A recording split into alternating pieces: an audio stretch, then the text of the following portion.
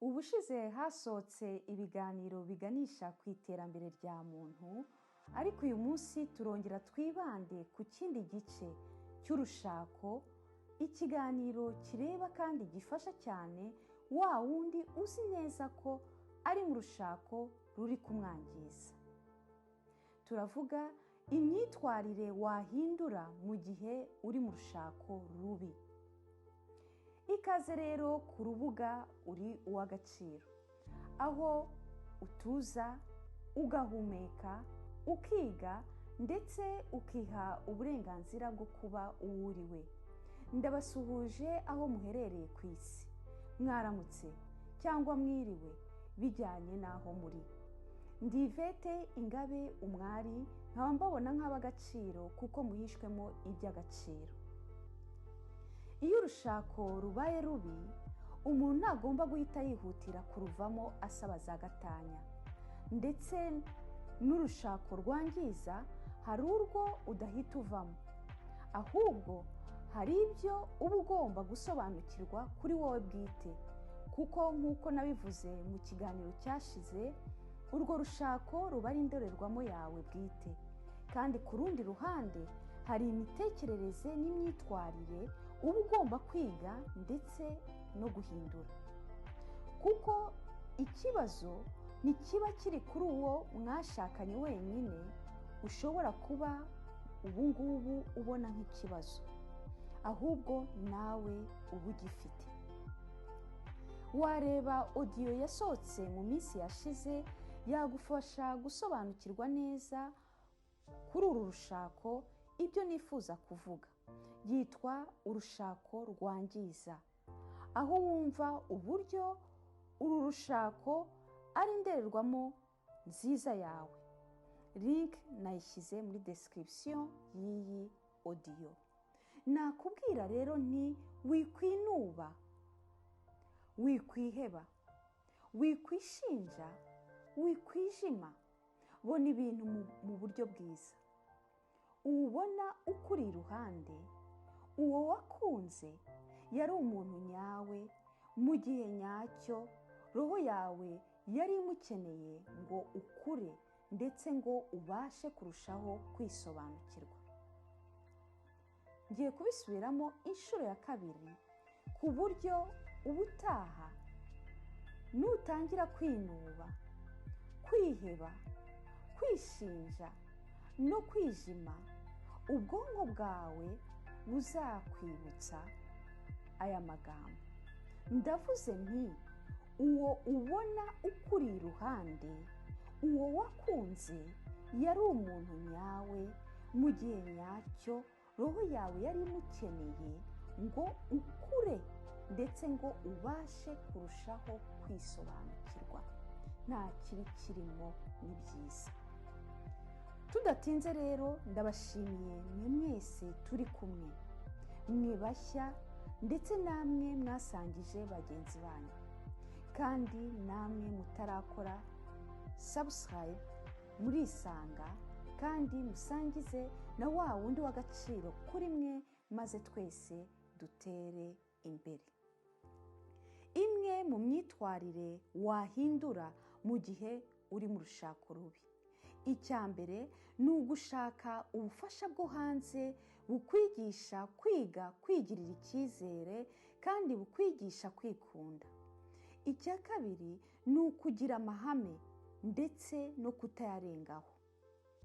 Icya gatatu, kutagerageza kubeshya ndetse no kutinjira mu mikino y'uburiganya kugira ngo ugere ku byo wifuza k'uwo mwashakanye. Icya kane, kwiga cyangwa gushaka ubufasha bukwigisha gusimbuza ibitekerezo bwite bibi ufite, ukabisimbuza amagambo meza kubaka, agusubizamo icyizere, akwibutsa wa wundi wifuza kuba we utigeze uba we kandi uzaba we. Icya gatanu, gutangira gushyira imbaraga zawe n'ibitekerezo byawe ku byo wifuza kugeraho mu buzima. Icya gatandatu, ni ugusenga, kwegera Imana, kuko ariyo yakuremeye inzira ugomba gucamo aha kuri iyi si niyo yo kukuyobora, niyo iguha icyerekezo. Icya karindwi, kutinjira mu biganiro bizamura amarangamutima y'umwijima. Icya munani, gutangira kwiga kuba inshuti yawe bwite.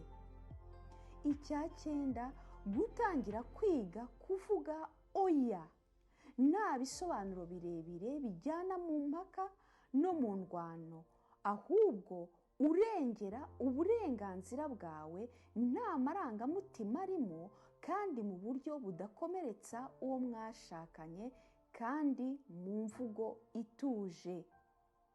Icya cumi, gukora imyitozo ngororamubiri biruhura mu mutwe kandi bigufasha kubona bigari, ndetse ifasha kwigarurira icyizere. Icya cumi na rimwe, kwiga kwirengagiza ibyo bito bibi ubona, ahubwo ugatekereza icyo uhita ukora kiguha umunezero kandi kibyutsa amarangamutima y'umunezero mu rugo.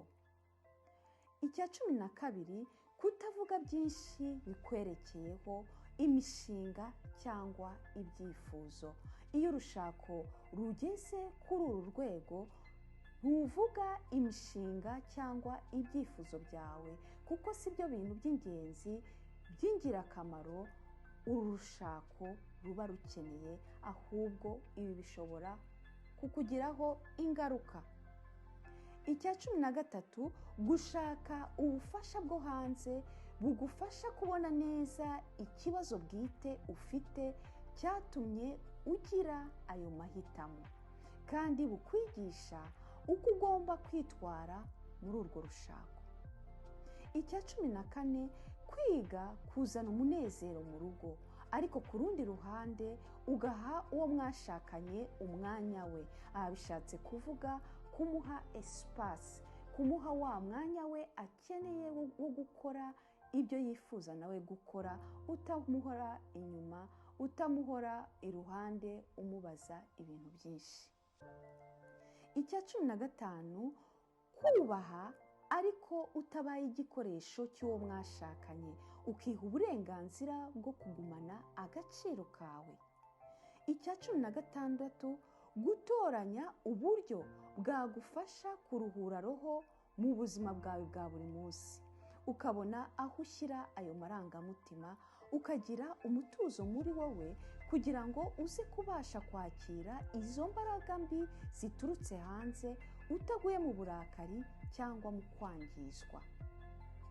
Icya cumi na karindwi, gutangira gukora gahoro gahoro cya kintu wakundaga kandi ugikunda gukora, kikuzanira umutuzo n'umunezero hatarimo ingeso mbi.